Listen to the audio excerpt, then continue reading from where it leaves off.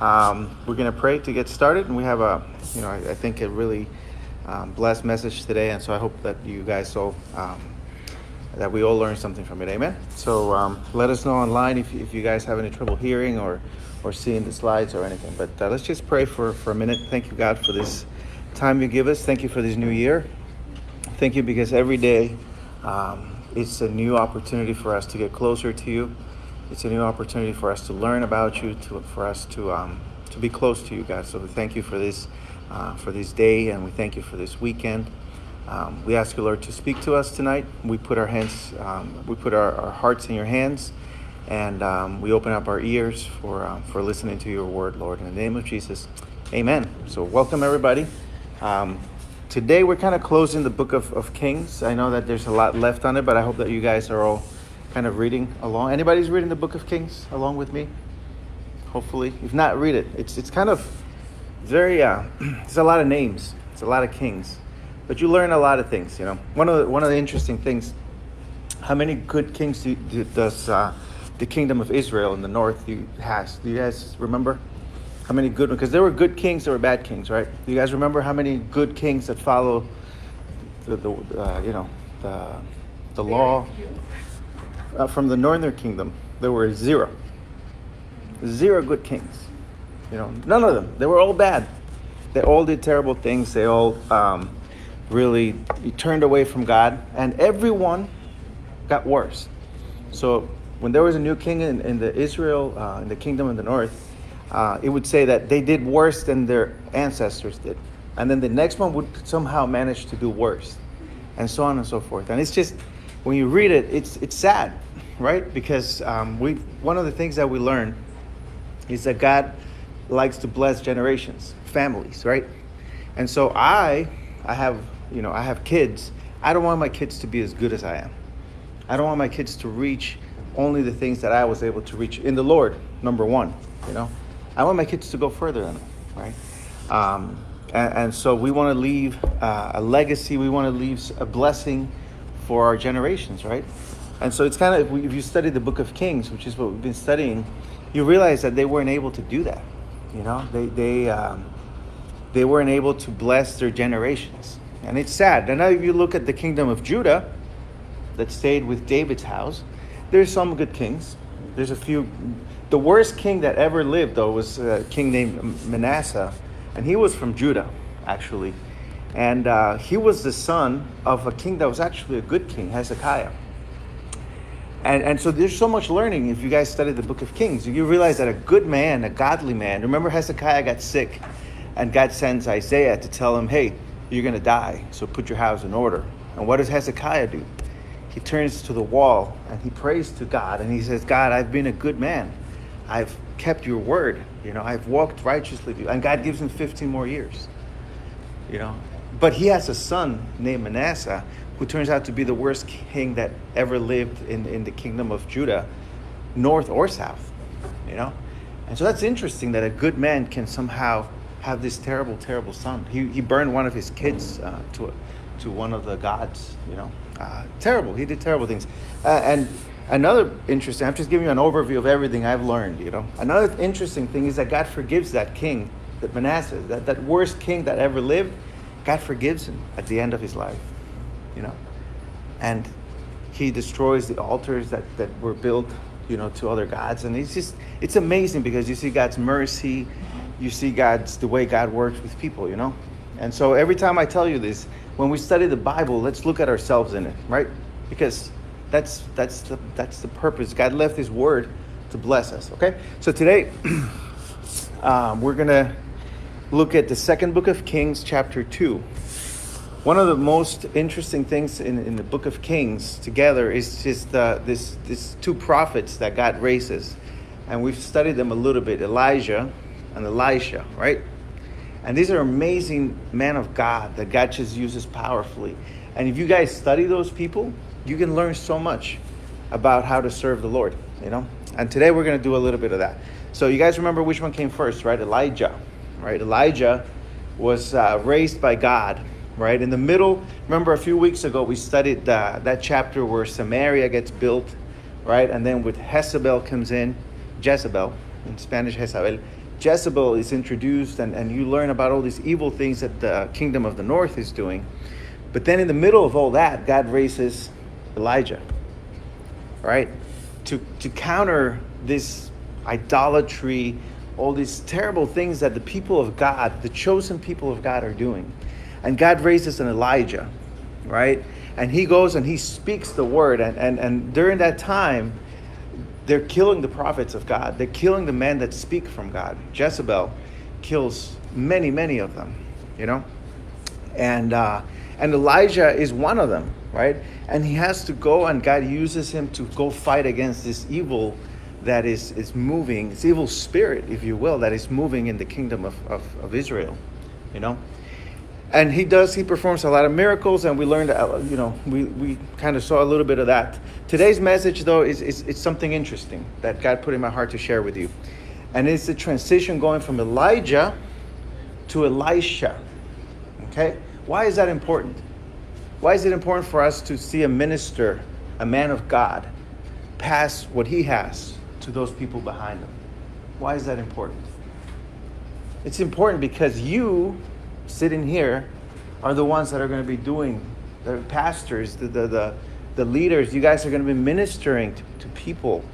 God is going to use you prophetically. God is going to, and I believe that, and I know that, you know. But in order for you to be able to, you have to be able to receive. I, and people that are above me, have to be able to give me something, right? My pastor, you know, and those leaders that I look up to give me a blessing, you know. And I have to be able to give you guys a blessing, and so on and so forth. We have to be able to bless other people, right? With what we've been given. But we also need to be able to receive.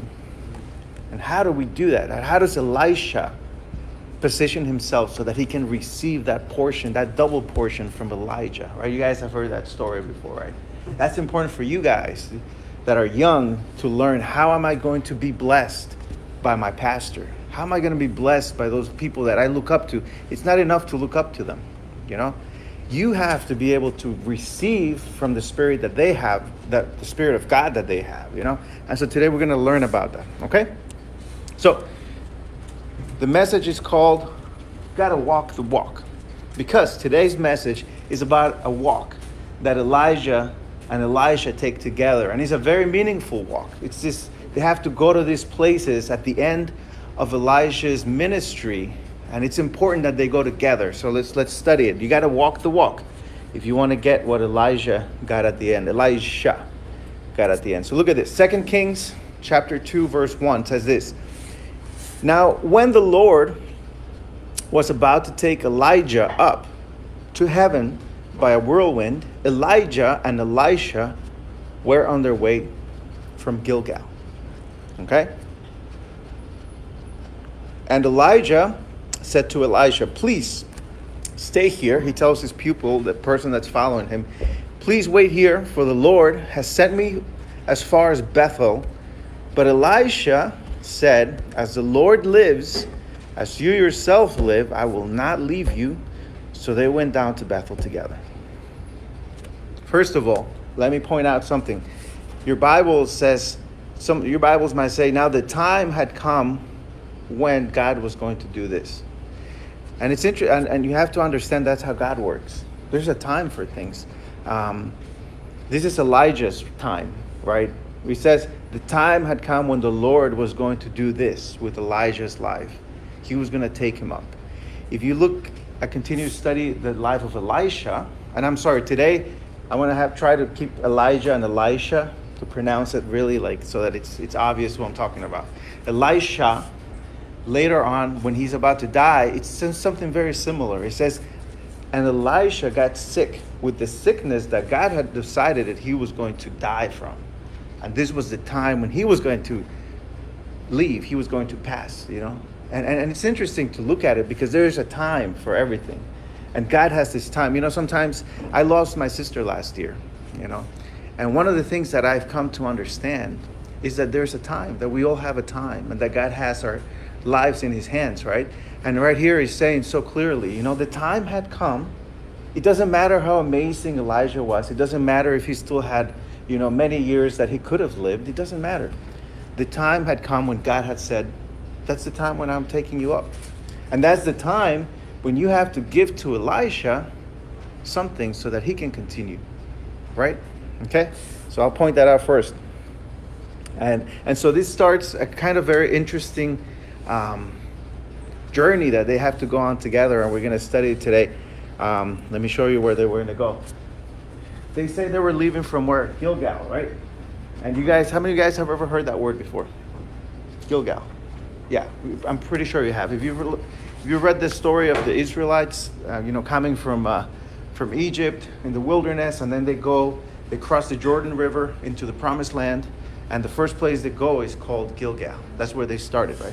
So they were going from Gilgal, and God tells Elijah, you got to go to Bethel. And so he tells Elisha, hey, I got to go to Bethel. Stay here, wait for me. I'll be back. And he says no. Right? And then you guys see that he'll send him to Jericho, and finally to the Jordan River. Just like that. God is sending Elijah on this journey to go walking to all these places before he takes him up. Right? And each place has an important significance. Each place has a meaning. For Elisha, yes, but for us too. Because this journey that he's about to go on tells us something about our journey. And you'll see where I'm going at with it. Okay? It's a one-way trip for Elijah, but it's a round trip for Elisha because they go together, right? And each of these places, Elijah tells him, hey, now I got to go to this place. Now I'm going to Jericho. Stay here, wait for me. And Elisha says, no, I'm going with you. And he sticks, and he's like, I'm not going to leave you. And finally they get to the Jordan River, which is where Elisha gets taken up. And then you see Elisha coming back across these places and doing something amazing, and you'll see what I'm talking about. Just to give you a little understanding, this is what we're talking about. This is where they were, okay? And they had to go to Gilgal. They were at Gilgal. They had to go to Bethel. Then they had to go to Jericho, and then they had to go to the Jordan River. So kind of like this, And it was a big walk. If you guys see this, it looks like it's not, but it's a pretty sizable walk. And note also that the Jordan River starts up there and it ends here. This is the Dead Sea, right here. And this is, you guys, can you see the river? Yeah, that's the Jordan River flowing downwards to south to into the Dead Sea. That's important. Okay. Also Samaria. You guys remember we studied Samaria? It's right there. That's where Elisha, the second one, decides to live his life. You'll see if you guys continue to study the book. Elijah was kind of like a loner. He lived in the wilderness. He lived around here, and he never really lived around people. But Elisha decides to be different, and he actually lives in Samaria, which is interesting. Let me also just note that this walk wasn't an easy walk. It was through the wilderness. And a long time ago when we started Pulse, you guys remember we did a study on the wilderness? I don't know, whoever was with us. The wilderness is a place of trial. It's somewhere where God takes you and you're tested. Jesus was taken to the wilderness, remember, for 40 days, and he fasted and he was tempted, right? Moses was taken to the wilderness for 40 years. The people of Israel were in the wilderness for 40 years. So the wilderness talks to us and tells us about a trial, a test, okay? And today, it's exactly what this is. So they start at Gilgal. Let's just kind of remember what Gilgal is, okay? So if you guys go to Joshua chapter 4, verse 19, because this is the start of their journey. And it says like this: the people of God came up out of the Jordan on the 10th day of the first month. This is the people of Israel after spending 40 years in the desert, finally going into the Promised Land, okay? And they encamped where? At Gilgal, on the east border of Jericho. And they had taken 12 stones. So when they crossed the Jordan River, if you guys remember, God told them, each one leader from a tribe, take a stone from the Jordan River. And so as they crossed the river, in the bottom of the river, they picked up these stones and they carried them to the other side, and they made an altar with the 12 stones of the 12 tribes of Israel. And so say, and those 12 stones which they took out of the Jordan, Joshua set up where? At Gilgal. Okay? And he said to the people of Israel, when your children ask their fathers in the times to come, what do these stones mean? Then you should tell your children, or let them know, Israel passed over this Jordan or dry ground. For the Lord our God dried up the waters on the Jordan for you until you passed over, as the Lord your God did to the Red Sea, which he dried up for us until we passed over. So that all the people of the earth may know that the Lord is mighty, and that you may fear the Lord your God forever.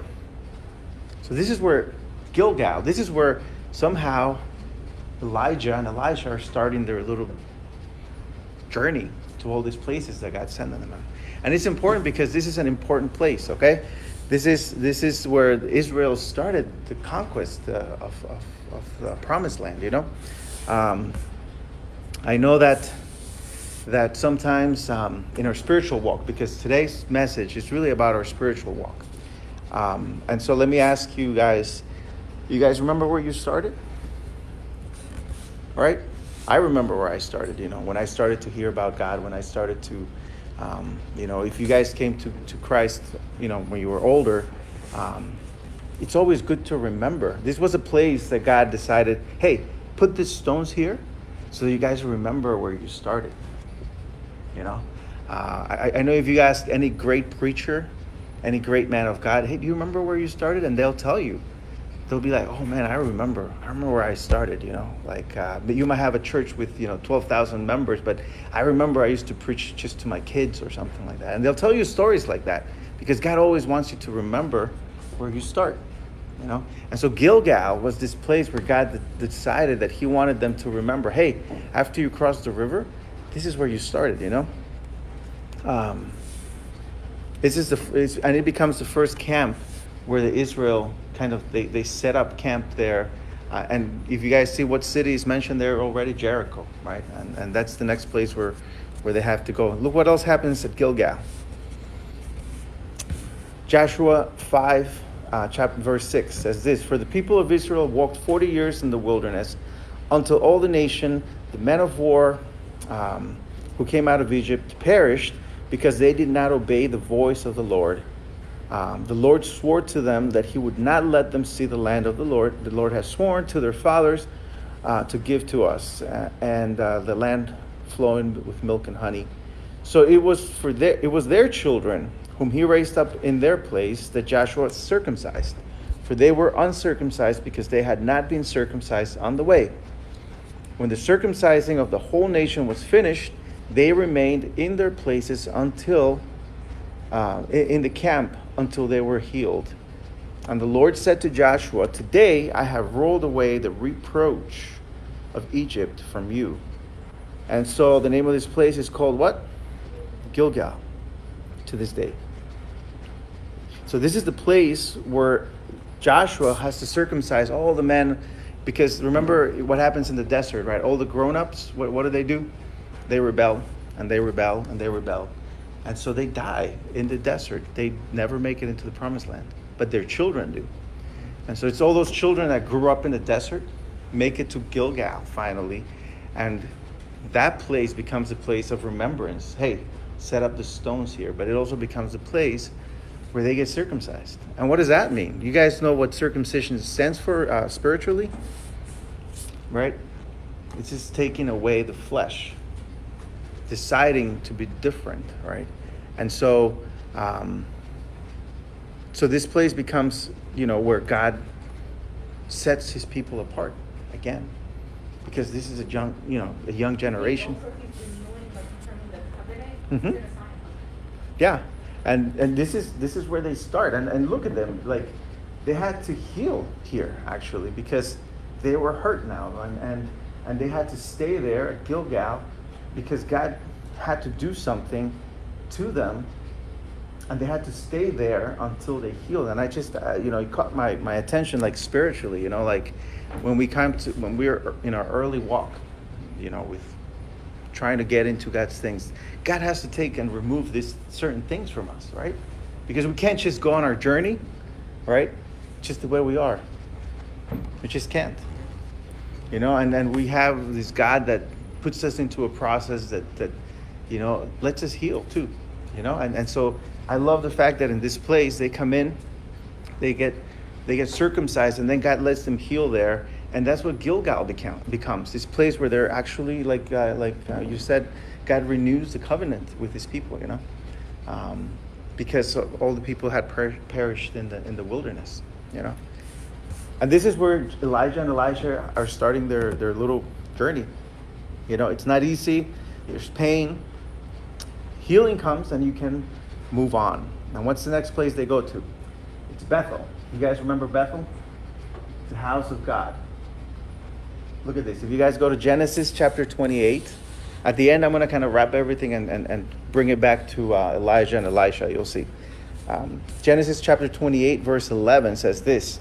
This is talking about Jacob. Remember when Jacob runs away from his family because he tricked his father, tricked his brother? He has to run away. Well, on his journey, he came to a certain place and stayed there that night because the sun had set. And he took one of the stones of the place, he put it under his head and lay down in that place to sleep. And he dreamed. And behold, there was a ladder set up on the earth, and the top of it reached heaven. And behold, the angels of the Lord were ascending and descending on it. And behold, the Lord stood above it and said, I am the Lord, the God of Abraham, your father, and the God of Isaac. The land on which you lie, I will give to you and your offspring. Your offspring shall be like the dust of the earth, and you shall spread abroad to the west and to the east and to the north and to the south. And in you and your offspring shall all the families of the earth be blessed. Behold, by the way, all the families of the world. This is bringing it all the way up to Jesus. This promise right here is deep. This is not talking about just the people of Israel, right? And we've learned that before. This is going this is prophesying Jesus already, okay? And verse 15 says, behold, I am with you, and I keep you wherever you go, and will bring you back to this land. For I will not leave you until I have done what I have promised to you. Then Jacob awoke from his sleep and said, surely the Lord is in this place, and I did not know it. And he was afraid and said, how awesome is this place! This is none other than the house of God. This is the gate of heaven. So early in the morning, Jacob took the stone that he had put under his head and set it up for a pillar and poured oil on top of it. And he called the name of that place what? Bethel. The name of the city was Luz at first. So we went from this place called Gilgal, right? God set his people apart. What else did God do? He made them make a place to remember, right? This is the start of your journey. So try to bring it back to you, okay? These messages are meant to do that, to kind of show us where we're at in our walk, because things get interesting and good in some ways, but hard in some other ways. But here, if you guys see, one of the things that I like about this verse is how Jacob was able to find rest here. He was able to find rest and just kind of rest. And during that rest, God speaks to him. And in that speaking to him, God gives him a promise. This is a place of promise. Bethel means house of God. This is where you hear God's promise. And if you guys study this promise, though, it's going to take a long time to come to fulfillment. And there's a lot of things that are going to happen that God doesn't tell him there right away. But this is just the start of it. How many of you guys really can say that God has promised something to you? I think everybody, right? And when you get to this place, the house of God, a house is a place of communion, is a place of closeness, right? So Bethel is a place that represents, the presence of God in your life. God speaking to you the way he spoke to Jacob. God giving you promises. All these things happen in the presence of God, And Bethel becomes that. It becomes a city where God eventually becomes a city, right? At this moment, it's just a place, right? But that's where Jacob receives this amazing promise, you know. And I think many of you right now may be in that place right now, where God's giving you all these promises. God's speaking to your life. You have at least 50 years or more ahead of you based on your age. And there's so much more that God will still give you and promise you, you know. But one of the things one of the messages that we have for you, that I want to share with you today, is that we can easily get stuck in these places, you know. And we'll talk a little bit about it ahead. I just kind of jumping the gun here. If you guys notice in the story that we're reading about Elijah and Elisha, every time he tells him, hey, stay here, wait for me. What does he do? He says, I'm not staying here. I'm going to the next one, you know. And that's it's a test, because it's Elijah telling him, hey, stay here, you know. And we'll talk a little bit more about it all, but one of the points I want to bring is that, you know, we can get stuck in these places. I can get stuck in Bethel and just stay with God's promise, you know, right? Or get stuck in Gilgal, right? And just get stuck with kind of like your early, you know, just stay in the starting place, you know, and not be able to move on from there. God didn't want him to stay there at Gilgal. He said, hey, set up an altar, you know, get circumcised, heal. But that once you're done healing, we're going to go to Jericho and take it. And then after that, we got to move. You know, you got to spread out, right? And so it's just, yeah. So why didn't Jacob build an altar at Bethel? He did. That's what the stone symbolized. Yeah, at that time, you know, if you see the Gilgal, right? They put 12 stones because of the 12 stones of the 12 tribes of Israel. Each stone represented a tribe. When Jacob is by himself, it's just him. You know, at that point, there are no tribes. It's just him. And so he puts this stone there where he rested his head during the night, which I've always wondered, you know, how he was able to do that. I'd rather not have any pillow than have a stone for a pillow. But, you know, and then he pours oil on it. But that is also a place of remembering. It's like an altar. You know, he sets it up and he pours the oil on it, and it's supposed to symbolize that. You know, it's like making an altar to God. Okay. So let's go back to our story in 2 Kings, chapter 2, verse 3 now. So this is what happens then. And the sons of the prophets. So you remember, they start at Gilgal, right? And then he says, I have to go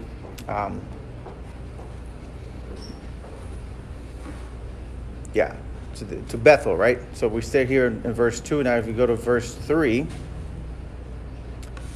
So they had gone to Bethel. And so it says, and the sons of the prophets that were in Bethel came out to Elisha and said to him, do you know that today the Lord will take away your master from over you?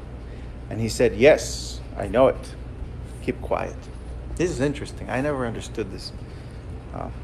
I think I understood it differently this time, so I'll share with you guys, you know, what I understood today. But and then verse 4 says, Elijah said to him, Elisha, please stay here again, for the Lord has sent me to Jericho. But he said, as the Lord lives and as you yourself live, I will not leave you. So they went to Jericho together. Verse 5 says, and the sons of the prophets who were at Jericho drew near again to Elijah and said to him, do you know that today the Lord will take away your master from over you? And he answered, yes, I know. Keep quiet. And one of the things that I was understanding is like, this is kind of like Elisha getting tested. You know? Here are the tests that I can see. First of all, his master, his teacher, tell him to stay every time, right? I'm going to go, you stay here, right?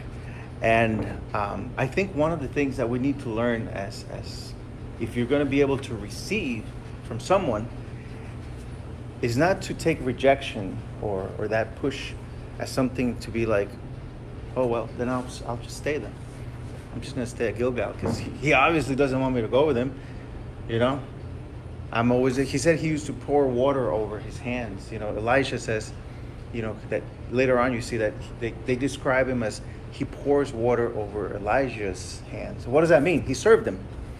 He served him. He carried his stuff probably and helped him take his sandals off. He was like a pupil learning from him and everything. And so to be like, hey, don't come with me. I'm gonna go by myself. Ouch, you know? This is the last day. You're gonna leave after this. I'm never gonna see you again. And you don't want to share this journey with me? And it could be so easily sometimes that part of our, I don't know if it's pride or if it's what, doesn't let us move on, you know? And it doesn't let us receive our blessing, because at the end of this journey, he's going to receive a double portion. He doesn't know it yet. He hasn't been asked yet what he wants, right? He's just sticking by his master, but he doesn't know what lies at the end. But I'm sure that being a prophet, he knows that he's supposed to be there. And so he gets, first of all, pushed by Elijah to be like, stay. And he continues to be like, no, I'm not staying. And then after the next place, hey, stay again. And he's like, no, I'm not staying. I'm going with you. And I'm going with you. And I'm going with you. And it's just that kind of attitude that we're supposed to have. You know, for example, what if, who could I put as an example? Eliel, I'll put you as an example. Yes. Eliel, he goes and he's reading the Bible. And he finds this amazing verse. He's never heard this in any preacher say it. And it's just un rema. It's like, oh my gosh, this is so great. I'm going to talk to the pastor. And you go, and the pastor, Nestor, you know, has just finished preaching, and he comes and he says, hey, pastor, you know, I found this like amazing, like rhema that, you know, God spoke to me, and look at this. And the pastor's like, oh, okay, cool. And how would you feel? You know? Oh my gosh, you know, like I'm never going to read the Bible again, because obviously, you know, it wasn't as amazing as what I thought it was, you know. And you start putting all these thoughts into your head, right? That pastor was supposed to say, oh my God, I've never seen that before. I'm going to preach about this next time I preach, you know. And that's kind of, you know, as a pupil, as someone who's coming behind someone, a man of God or a woman of God, right? You expect to get that, like, oh man, high five, you know, it's a great job. This is amazing. Javi, I've never seen that. And we kind of have that expectation, right? And we don't expect, you know, here poor Elijah, he's just getting told to stay, you know? Do you think maybe Elijah wanted to spare him? Like every place was a different spiritual level, and maybe Elijah thought this is too difficult. Maybe he doesn't want you to, this is too much commitment or the burden of it. I think it was a test from God, because you see at the end, it's not Elisha. Are you guys getting confused with the names? No, right? I get confused, but I have to think in my head. Elisha doesn't say, hey, before you go, can you give me something? It doesn't. It's Elijah that says, what do you want? Tell me what I can do for you. You know? And so I think that Elijah expected him to kind of like to be there. And it was a test. And sometimes God tests us like that, you know? Elisha, at the end of his life, when he's sick in his bed, right? I told you guys it says, and the time came when Elisha got sick of the sickness he was supposed to die from. He's sick in bed, and the king, I forget his name, comes to him. He's scared because the enemies are coming. And he's crying, and he's like, oh my God, you know what am I going to do? And Elisha says, hey, take the arrow, take the and shoot it. And the king does. He shoots the arrow out the window. And he gives him a prophetic word, you know. Why am I saying this? Because it was a test, you know. And a lot of times the prophets did those kind of things. Because then he tells him to hit the ground, right? He tells the king, hit the ground. It doesn't make sense. You're like, okay. You know, he hits it 3 times. And he's like, oh my gosh, seriously? Seriously, 3 times? Okay, and he tells him, you're going to beat your enemies 3 times because you just hit the ground 3 times. How was he supposed to know? Right? But he should have, right? Because God was testing his passion through Elisha. God was testing how bad do you really want it, right? And prophets did that a lot, you know. And I think that Elijah here was doing that. I think he was testing him. That's what I think, you know. It doesn't say that. I think he was exactly like you just painted right now. Like he was testing how bad did he want it, his reluctance to follow his calling. His calling was to be a disciple of Elijah, Exactly. right? Yeah. And so it's kind of like I thought in my head, like there's been times where it's a Saturday, I'm not working, then my dad has to go to like the work site or something because he's got, you know, a project to work on, like a remodeling project to work on. And I'll say, why don't I go with you to help you? You know? And he says, no, it's okay, this is like, maybe this is too tough or this is a lot. And I have to keep insisting, like, no, I'll go with you, you know? And then he says, no, it's okay, right? And sometimes, and he's admitted sometimes, you know, he'll say something like, no, it's okay, you don't have to test reluctance, right? Yeah. Like, how reluctant are you to actually help me? Or you're just offering your help to be polite? Exactly. You know? Exactly. Do you really want to help, or do you just want to seem like you do? I do think Elijah wanted him to go through with it, but it shows you something about the man of God that he gave him the option to leave. at every Yeah, step. yeah, and it's always, and that's an important thing because how far we'll go in God is really up to us. You know, it's up to us. Like, there's no one above you. Like, you know, Pastor Nestor, right? He's been my pastor for many years. But if I don't want to follow, if I don't want to, you know, if I don't want to get into these things, you know, I don't have to, right? And so each one of us is like that, right? We'll go as far as we want to, you know. And I think that Elijah knows that he has to be there, you know. He may not even fully understand why, but he's like, I have to be there. And you can sense that there's this like pain in him because these guys, this is another test. All these prophets come out and they're like, oh, did you know that your master is leaving you today? You know. But by the way, let me explain that a little bit. Elijah had like schools of prophets that he had set up in different places. And so at this, he knew he was leaving. And so he was kind of visiting them and saying, hey guys, you know, like, hey, I'm leaving. You know, you're not going to see me anymore. Remember what I taught you. Remember to do this, blah, blah, blah, right? And that's what this journey was about, right? And Elisha is like, I'm going with you, you know? And so every time he goes, you know, Elijah would go in, talk to the prophets, and then they would come out and be like, hey, did you hear? Did you hear that he's leaving? And that's another test. Because, let me tell you why. Because the end of the journey was that for him, and he knew it. And I think that test is, you know, that are you willing to stick with it, even though you know that the end is it's not a walk in the park, you know? And he was like, be quiet. I don't need to hear it. I'm just going to stick with it, you know? That's how I sensed it today.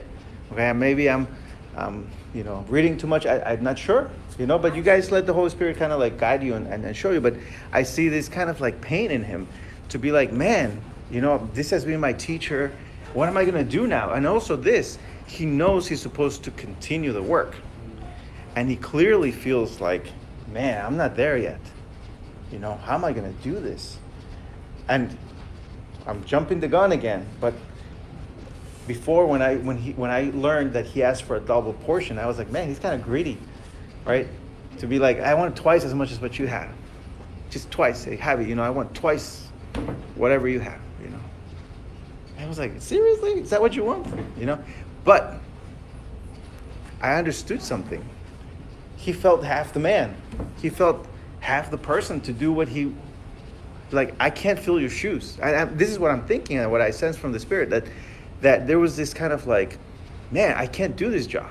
What do you need? I need twice as whatever you have because that's what I need and I can't do it without it, you know? And so that's how I understood this, like asking for a double portion. I'd never really seen it that way till today, where he's like asking for it, but we'll get to that. So the first test is, yeah? This all happens after he has his depressive episode, right? Yeah. Elijah, right? And so what God tells him is that, you know, there is a bunch of other men who haven't, you know, bowed down, you know. Mm-hmm. And I can also see Elijah kind of retreating into this depressiveness and like wanting to be alone again because he's leaving, right? Mm-hmm. And so he knows that you know, like when you know that it's the end and you just kind of want to retreat and be by yourself because you don't want to go through that pain of saying goodbye. So I'm going to flip it on you. And I'm also seeing from Elijah's perspective, it's like, I also, because I suffer from depression, I want to be by myself. I don't want to pass the mantle. I don't also retreating himself, wanting to be alone again. But that's the importance of, like, and this is when you go deeper into the word about what the pastor will sometimes call about el paracleto, the importance of going out in twos. You see Jesus sending out in twos because there's an importance of having a partner that you work with. Because what Elijah is saying is like, no, you're not going to go back to being depressed. I'm going to follow you too. Do you see that? Like, I also see that aspect of Elijah being like, you're not going to go through this alone. You're not going to go off, like, we're just going to go away and die, Mm-hmm. He wasn't going to die, though. But he wasn't going to die. But, he knew that he was doing this alone. But Elijah's like, no, you're not going to go through this valley alone again. I'm going to be there with you. So you can also see that I'm seeing this other part of Elijah there where maybe he wants to be by himself, but God's like, I'm also going to put this person so you're not by yourself. Yeah, I see that. But I love the fact that Elisha sticks with it, and we have to learn from that attitude. I mean, that's the Bible study tonight. It's like, be ready to be rejected sometimes. Be ready to be pushed. Like, no, stay here. You're not coming. Be ready to be passionate. Remember what I was telling you about Elisha when he tells that king to hit the ground? I always had read that as kind of like, seriously, you didn't even tell him. How was he supposed to know, And but when you read it and through the Spirit, I think, like, you can see yourself kind of having that attitude of like, how bad do you really want something? Are you really, like the guy was crying. He was like, broken. He's like, what am I going to do? The enemies are here. And so listen to this. He tells him, throw the arrow. And he throws the arrow. And then he gives him this word. And he says, that's an arrow of victory. God's going to give you victory over your enemies. Now hit the ground. And the guy, now he already knew he has this victory. Hey, like, I'll be okay with just, hey, he already told me I have victory. So he's like, oh, yeah. Well, because you just did it 3 times, that's 3 victories you're going to have against this enemy. And that's it, But why? Because God had already told him he was going to give him a victory, So he kind of it's like Elisha. He already knew he had, like, he was going to continue the work, right? But because he stuck with it on this journey that we're talking about today, he received a double portion. Because a double portion wasn't promised, right? Remember when Elijah gives him his mantle when he calls him? You guys remember the story? When they first meet, this guy is working, Elisha is working, and he's with his oxen, and Elijah comes and he throws his mantle over him, and he says, and then they meet, and then he starts following him from that day forward. That's it. You're gonna be my successor. You're gonna be the guy that he could have stayed at Gilgal. He already had that calling, right? And that's the whole point we're trying to make. This journey was not about, is he going to be the successor or not? Is he going to continue to be up? But he was already. His journey was about, is he going to have a double portion? Is he going to reach much higher than even he imagined? That's really what the journey was about for Elisha. Okay? So he gets tested. Another test is the one I mentioned, do you get comfortable? And one is, you get rejected, stay. And another one is, do you get comfortable and say, okay, I'm going to stay. I'm fine where I am now. I'm a Bethel. I'm fine at Bethel. All right. Next place, Jericho. So, we're almost done. Don't worry. Joshua chapter 5, verse 13. Listen to this. So, what does Jericho represent? Because after Bethel, now they got to go to Jericho. And it's interesting because a few weeks ago we studied Jericho, right? And we talked about the building of Samaria, right? The building of Samaria, and how Samaria becomes this center for just idolatry and all sorts of just terrible, terrible things, right? And that same chapter talks about rebuilding of Jericho. Why? Because Jericho had been destroyed here, we're about to read. But Elijah and Elisha, they're visiting Jericho. 1. And 2, he apparently had a school of prophets living in Jericho. And that's interesting, right? Because, and I'll talk a little bit about that later, but I just caught my attention that Elijah had his people in Jericho too. you know. Okay? So look at what happens. This is Joshua chapter 5, verse 13. When Joshua was by Jericho, he lifted up his eyes and looked, and behold, a man was standing before him with his drawn sword in his hand.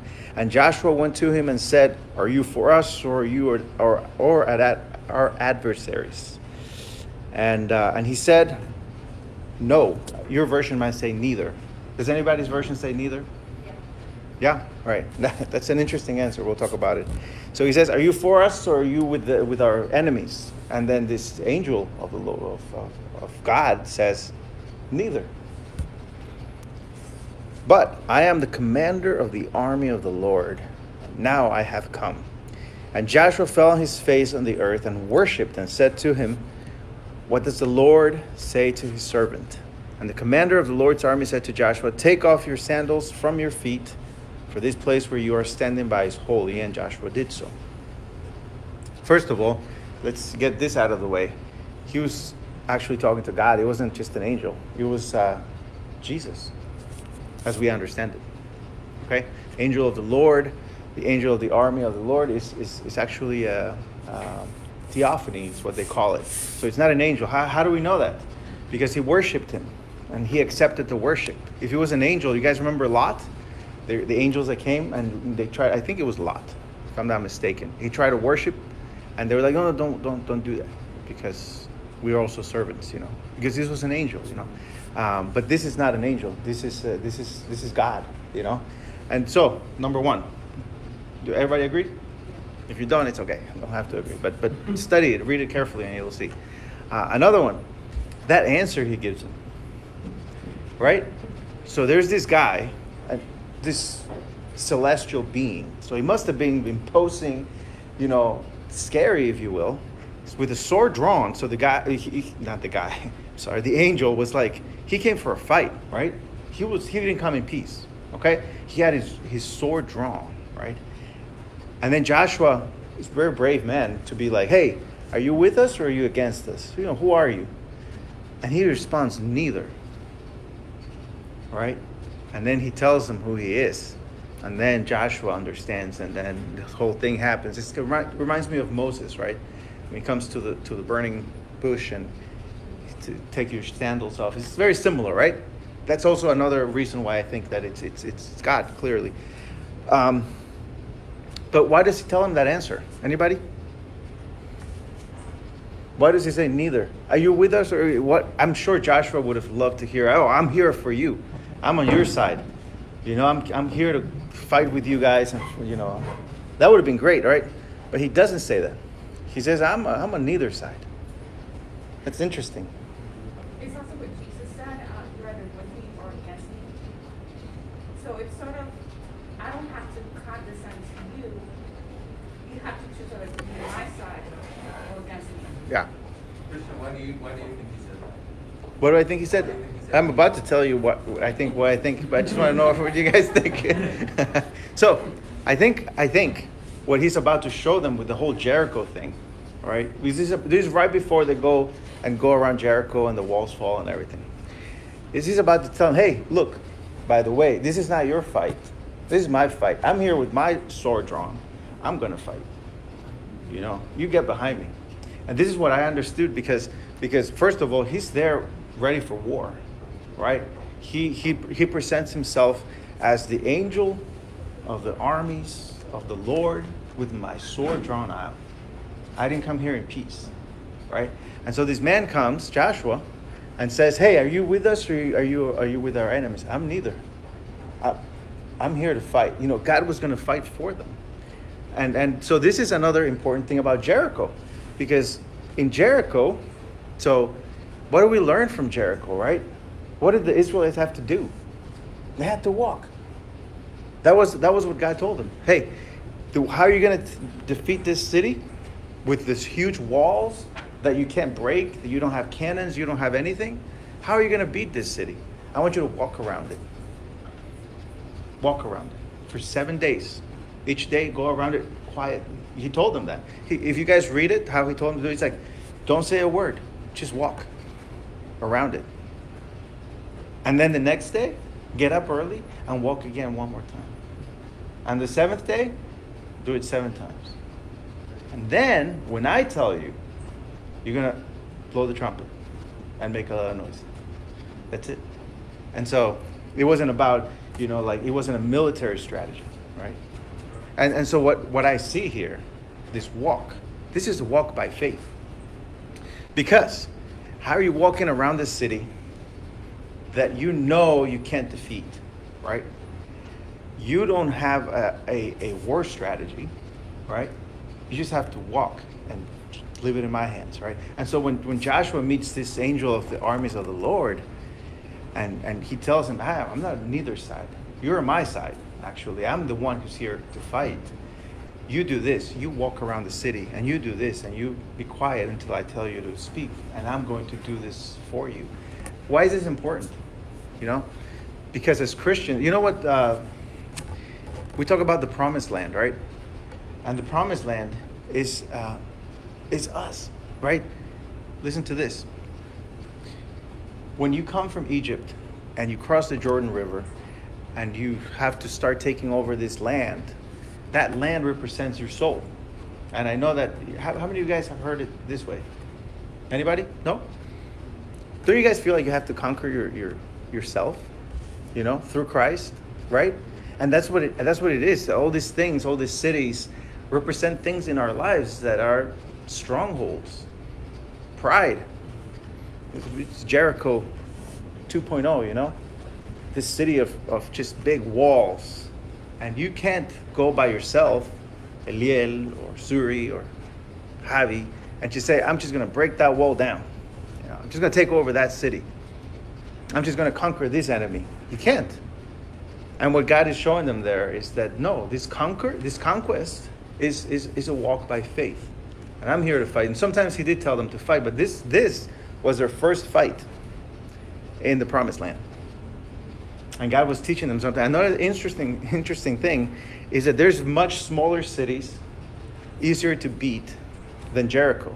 And so I feel almost like Jericho is kind of like the final exam at the start of the semester, It's like this is the biggest, most fortified city, and that's how we're starting off, And it's interesting. Later on, they go and fight other smaller cities like Hai, and they actually lose the first time, right? So, Jericho, to me, and what I want to leave with you, Jericho was a walk by faith place. Yeah, it represented a bad place, and it gets rebuilt later, and all these negative things. But what God wanted to teach them in Jericho, and with that conquest, was you just got to walk by faith. You just got to believe what I tell you. I'm here to fight for you, Okay? Look what Jericho does, actually. 6:1. Now Jericho was shut up inside and outside because of the people of Israel. No one went in, no one went out. And the Lord said to Joshua, See, I have given Jericho into your hand with this king and mighty man of valor. So they had mighty man of valor. They were a military force. They weren't just some weak city, right? So all you have to do is march around the city, all the men, thus for 6 days. And on the 7 priests shall bear 7 trumpets on horns before the ark. On the 7th day you shall march around. This is what we just said, right? And then, this is the way you're going to conquer this city. Okay? See, I have one more note here that I want to share with you guys. You guys remember who lived in Jericho? Rahab, right? And you guys remember who Rahab was, right? She was the mother of, what's the guy in Mary's, he marries Naomi? Boaz.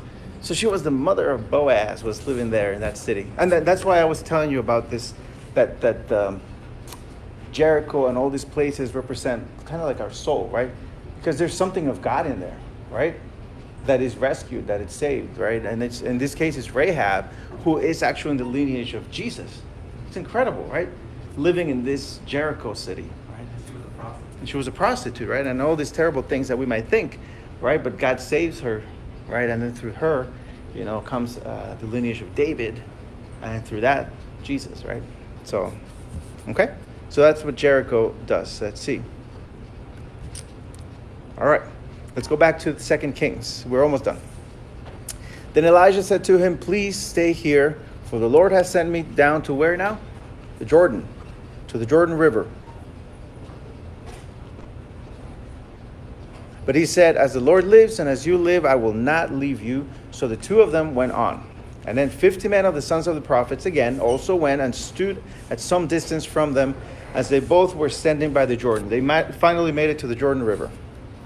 Then Elijah took his cloak and he rolled it up, struck the water, and the water was parted to the one side and to the other till the two of them could go over on dry ground.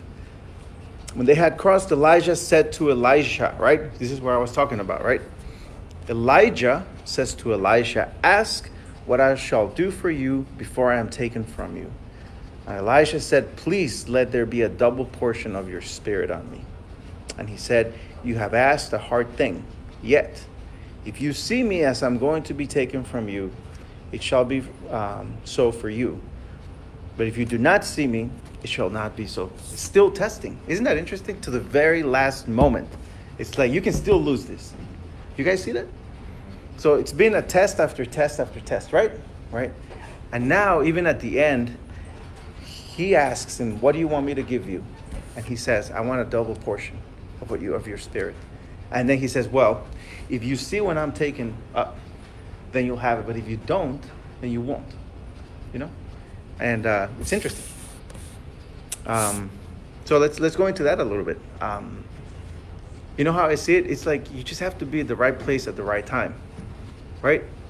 And that's what I see. You know, here it's like you can be in the wrong place at the wrong time, right? It happens to people sometimes. You know, people that are involved in some accident or some crime, right? And you're just in the wrong place at the wrong time, right? But here, it's the opposite, right? In order for him to be able to see him taken up, he has to be right there, you know? And so,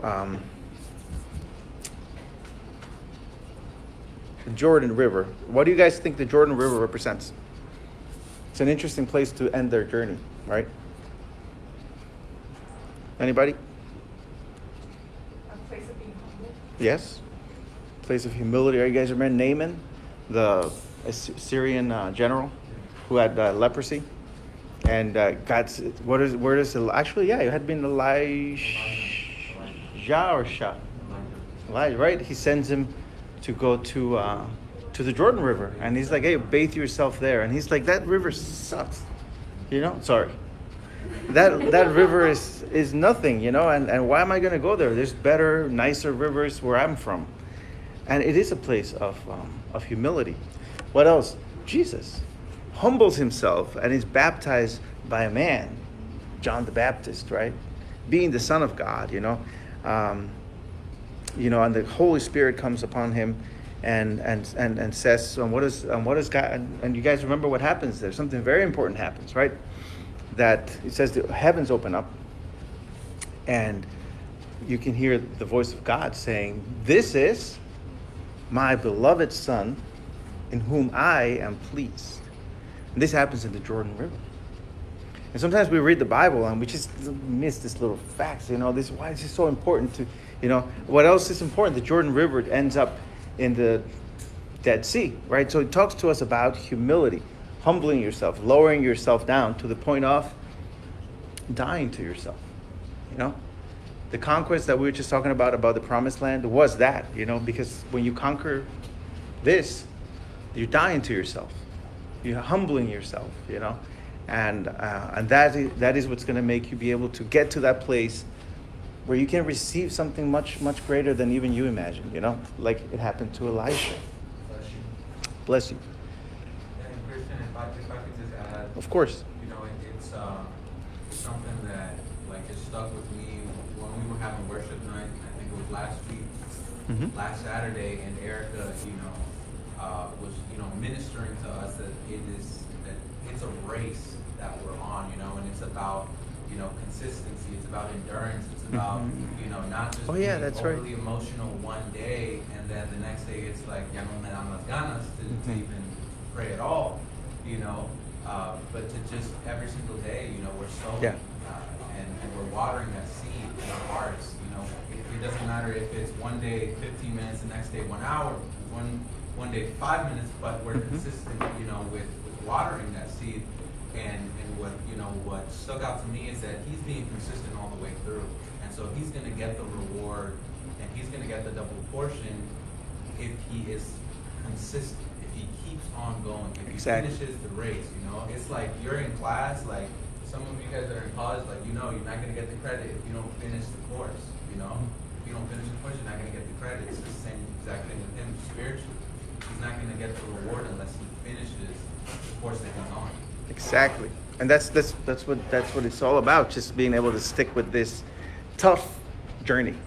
Even when God humbles you, because I feel like when we spend time with God, well, at least me, like I want to hear something positive from him. I want to hear God tell me how he loves me. Exactly. And I just had this experience that just blew me away. We were praying, it was yesterday. And I just heard something, and I was, you hear that small, still voice. You have The to soft repent. whisper of God. You have to repent. And I'm like, is this God asking me to repent? And then I was, I sat down, and I kept praying, and I realized, this is God. And then, it's like, he knows how to humble us. And it's like, you can't expect always God to tell you, oh, what a great servant you are, or you are doing so great. Yeah. And then he told me what I needed to repent about. And I was telling you, It's tough. It's tough. And people, you can think like, oh, this happens to people like, it doesn't happen to me. It happened to Peter. The guy who received this revelation that Jesus was the Son of God, and the guy that walked on water, right? Peter was amazing if you think of it that way, right? And yet, at the Last Supper, right? Jesus calls him over and says, hey, Peter, you're going to go through something really hard. The enemy has, the devil has asked to seek you like wheat. But what is that process though? That process of seeding wheat is to get rid of the trash and keep the seeds, right? And so if you think about it, right? Peter had to be humble. He was a little full of himself, Why? Because, and then you see it later on, Peter is like, no, it's not about, he doesn't want to bring the word to the Gentiles, really, because, they should get circumcised and this and that. And it's like, he still had that, even after all that process, he still had to deal with that until God continues to work. It's a process, right? But Peter gets humbled many, many times, right? Even after Jesus leaves, Peter has a dream where he's hungry and, he sees all these animals that are impure. And God tells him, kill and eat. Humble yourself. Don't be so full of yourself. And then he's like, oh, these are dirty animals. I've never eaten dirty animals. And then God tells him, hey, why are you calling them dirty? Something that I've cleaned. And so Peter had to be humble time and time and time again. And then it's a process that we need to be able to go through, right? To be able to get to the point where we receive our portion. Look at this. I really like this verse. Talking about the Jordan River and Jesus example. Look at this. And Jesus answered, this is in John 12:23. And Jesus answered them, the hour has come for the Son of Man to be what? Glorified, right? Truly, truly, I say to you, unless a grain of wheat falls onto the earth and dies, it remains alone. But if it dies, it bears much fruit. Whoever loves his life loses it. And whoever hates his life in this world will keep it for eternal life. If anyone serves me, he must follow me, and where I am, there my servant should also be. If anyone serves me, the Father will honor him. Why am I telling you this? Because this is death, right? We're talking about death, right? The Jordan River being a place of death to the south. And look at what it says there on the second verse, the wheat falls to the earth and dies. If it doesn't, right, it remains alone. But if it dies, then there's a die. And what do we see with Elijah and Elisha in the Jordan River? That one portion turns to two. That man of God that had this amazing power, now you see Elisha leave and go back and visit the same places, but with twice the amount. But why? Because there was an Elijah that was willing to humble himself, and there was an Elisha that was willing to humble himself as well in order to receive that double portion, I'm going to move quickly now. And this is why all the trouble. So why all this trouble, guys?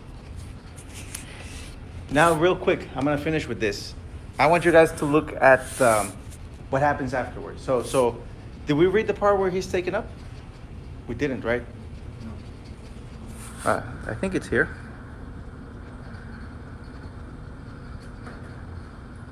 No, I didn't put it here. Let me read it real quick. Let me know if I lose the microphone, babe. Look what it says here on, if you guys go down to verse. Yeah, look at this. I think it's verse 11. Right? 11, yeah. So as they continued walking and talking, a chariot of fire with horses of fire suddenly appeared. And what happens? It separated them. Elijah went up and into the heaven in a whirlwind. As Elijah watched, he kept crying out, my father, chariots and horsemen of Israel. When he could see him no longer, he took hold of his own clothes and tore them in two. And he picked up the mantle that had fallen off Elijah and went back and stood on the bank of the Jordan. Okay? So these chariots of fire come and they get between them so that he can no longer see him. They take Elijah up and he drops his mantle. And, it's really kind of like a kind of powerful scene, And then he picks it up and look what happens. This is the first miracle or sign, if you will, that Elijah, has after Elijah leaves. Look at it. 2 Kings 2:11 says, and as they saw, I did have it. Sorry. Chariots of Israel and its horsemen, and I saw no more. Yeah. And he took up the cloak Elijah had fallen, and look at 14. Then he took the cloak of Elijah that had fallen from him and struck the water, saying, where is the Lord, the God of Elijah? And when he had struck the water parted to one side and to the other, and Elijah went over. And now, we can miss this little detail about what happened before when Elijah did it. Did you guys notice the difference? He folded it. He took his thing, kind of like this. This was his mantle, right?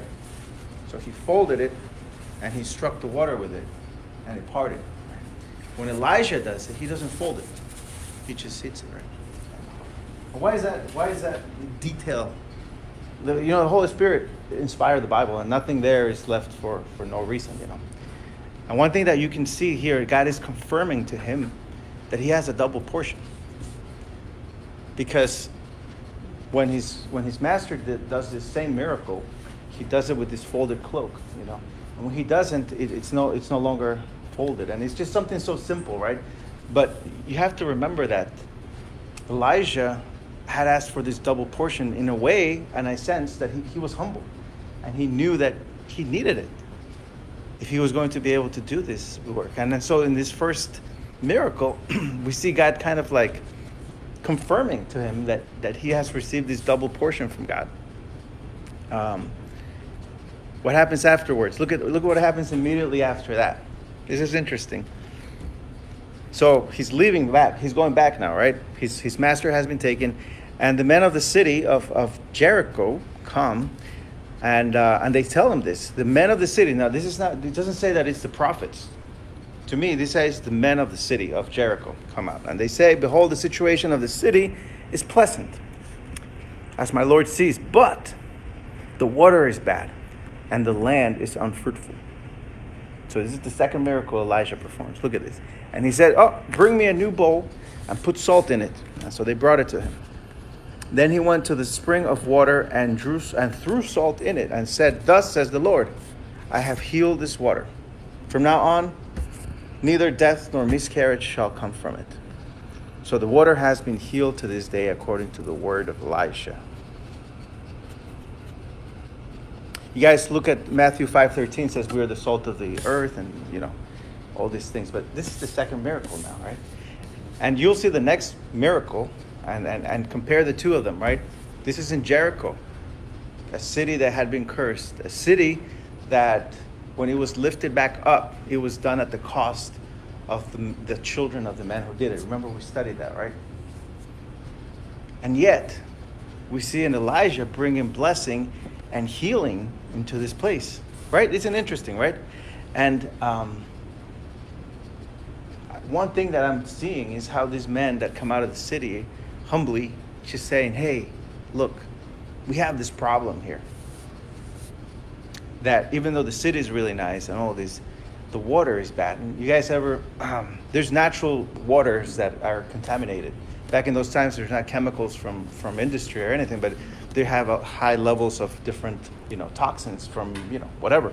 And it's just naturally, they're just bad water. You can't drink it. And this seemed to be the case for this spring. And so these men come and humbly, they come to ask for help from God. And look what God does. He uses Elijah to bring healing to the waters of Jericho.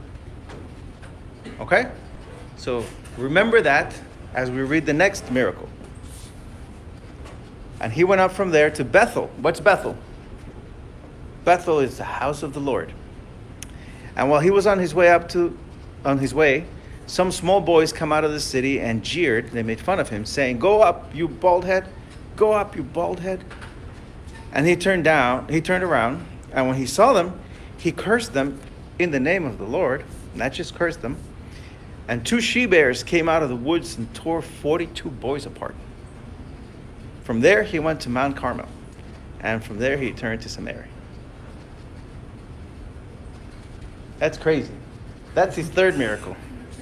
And, I always, when I read that too, I always was kind of like, man, that's a rough story, it doesn't say, it says children. There's different versions that says youths, young men.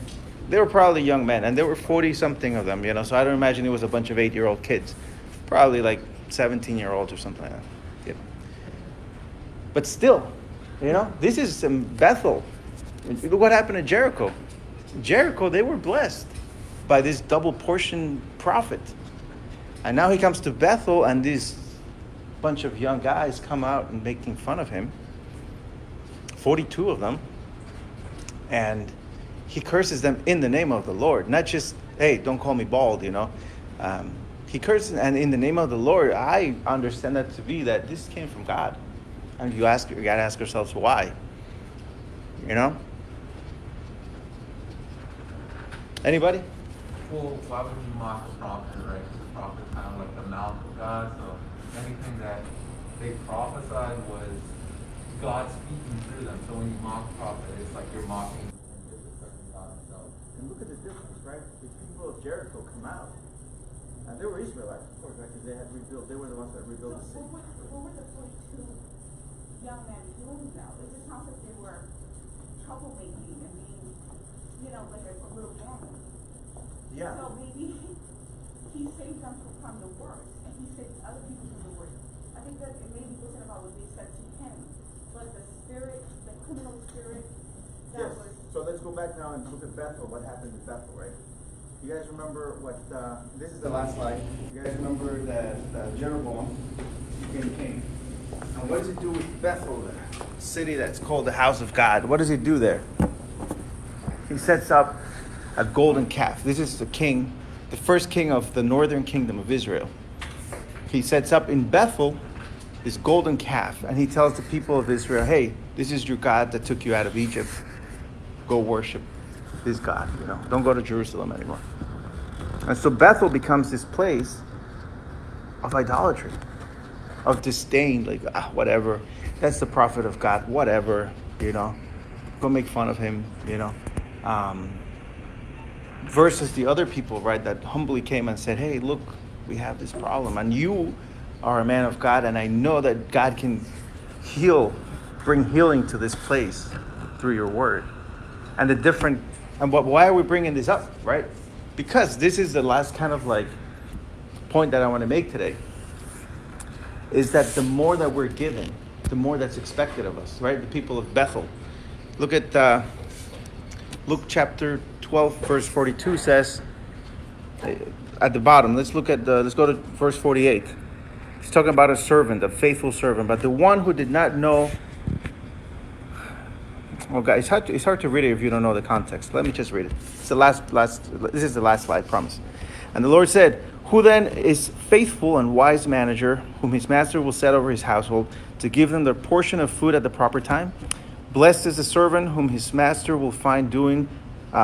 Blessed is that servant whom his master will find so doing when he comes. Truly I say to you, he will set him over all of his possessions. But if that servant says to himself, my master is delaying in coming, and begins to beat the male and female servants, and eat and drink and get drunk, the master of that servant will come on a day when he does not expect him, and at that hour he does not know, and will cut him into pieces and put him with the unfaithful. And that servant who knew his master's will but did not get ready or act according to his will receive a severe beating." What's the key word there? He knew. Why do I say that? Because then it says, but the one who did not know and did not and did what deserved the beating will receive the light beating. Because what is he saying? In other words, one of them knew, the other one didn't know. Who's gonna get it worse?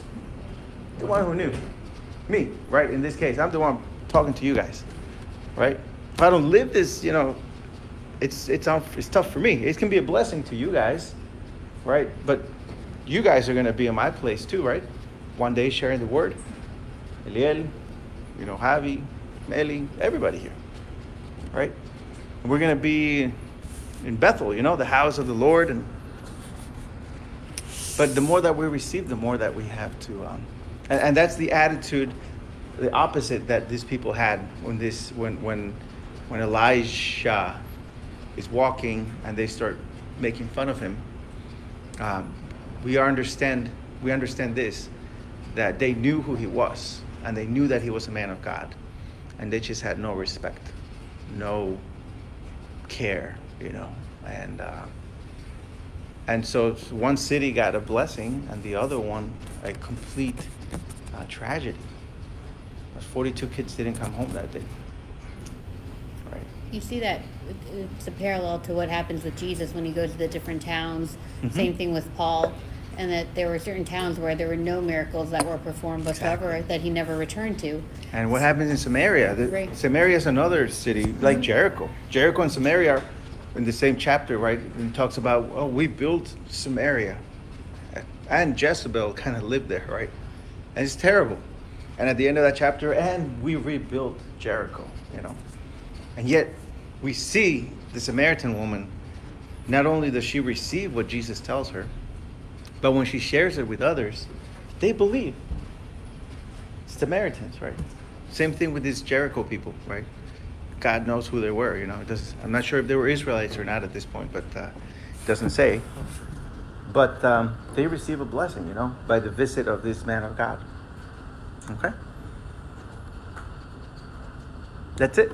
That's the Bible study today, guys. I was blessed by it. I think that, I've talked to you a lot about God's process, and that everything is kind of like a process, Nothing, God can do things like this, in our lives, but a lot of times God just wants us to go through a process, And for Elisha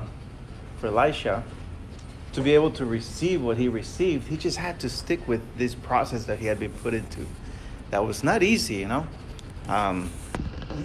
was not easy. It was, you can sense this kind of like difficult walk that he had to go through all these places. But on the way back, it's very different, right?